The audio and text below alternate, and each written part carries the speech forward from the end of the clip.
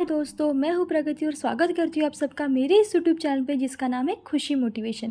तो आज हम बात कर रहे हैं एक ऐसे इंसान के बारे में जो एक साथ 35 बेटियों को पाल रहे हैं, जो कि अनाथ बेटियाँ है। ऐसे एक पिता के बारे में, राम पांडे जी के बारे में, एक ऐसे इंसान जिन्होंने 35 बेटियों को पालने, उनको पोसने, उनको शिक्षा देने, सारी जिम्मेदारियां लेने का फैसला किया और वो कर रहे हैं।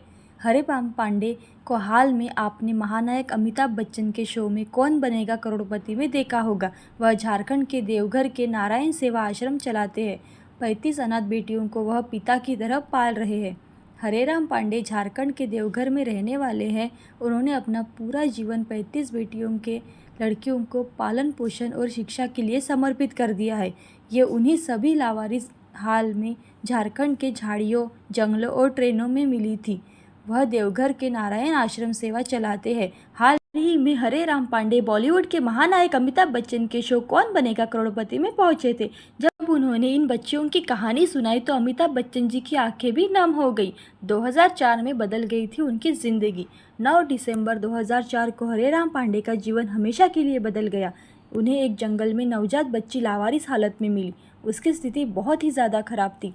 बच्ची की नाभि और पीठ पर चींटियाँ ही चींटियाँ रेंग रही थी। वह उसे तुरंत हॉस्पिटल लेके गए। लगभग 21 दिनों तक उसका इलाज चला। उसका इलाज डॉक्टर RK चौरसिया ने किया। एक समय को तो डॉक्टर ने भी उम्मीद खो दी थी, लेकिन हरे राम को पता था कि वह बच्ची उनके लिए भगवान का ही उपहार है। वह निश्चित ही बच जाएगी, और वही हुआ। उन्होंने बच्ची का नाम तापसी रखा।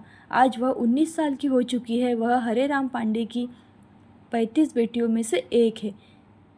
और जानते हैं उनके जीवन के बारे में। जीवन को मिला एक नया उद्देश्य। तापसी की देखभाल करने के 66 साल के हरे राम पांडे को जीवन में एक नया उद्देश्य मिला। वह झारखंड में बेटियों के लिए एक रक्षक बन गए। उनकी पत्नी भवानी कुमारी भी उनके साथ है। हरे राम पांडे का आश्रम चलाती है। आश्रम में दोनों उन बेटियों को पालते पोसते उनके सारा खर्चा उठाते हैं। ऐसी बच्चियों की देखभाल कर रहे हैं जिनके माता पिता ने उन्हें ट्रेन, जंगलों, झाड़ियों में छोड़ दिया है। हरे राम पांडे जी को इसी शानदार काम के लिए 16 अक्टूबर को कौन बनेगा करोड़पति एपिसोड में दिखाए गए थे। तो जानते हैं उनके बारे में आगे। तापसी के पहले जन्मदिन पर ही मिली और एक लावारिस बच्ची। तापसी के पहले जन्मदिन पर हरे राम पांडे जी को और एक लावारिस बच्ची मिली और उनके बारे में फ़ोन आया। उन्होंने उसे बचाया और हॉस्पिटल लेके गए। जब खुशी नाम की यह लड़की भी बच गई तो सामाजिक कार्यकर्ता ने ऐसी बच्चियों के लिए आश्रम बनाने का संकल्प किया। उन्होंने अपने नारायण सेवा आश्रम को एक ट्रस्ट के रूप में पंजीकृत किया। जब उन्होंने पहली बार तापसी को देखा था तब वह शहर से गए थे। उनके मन में एक सवाल उठने लगा कि भला इन बच्चियों को कोई कैसे छोड़ सकता है। फिर उन्होंने संकल्प लिया कि इन बेटियों के लिए वो जो बनेगा वो सब करेंगे।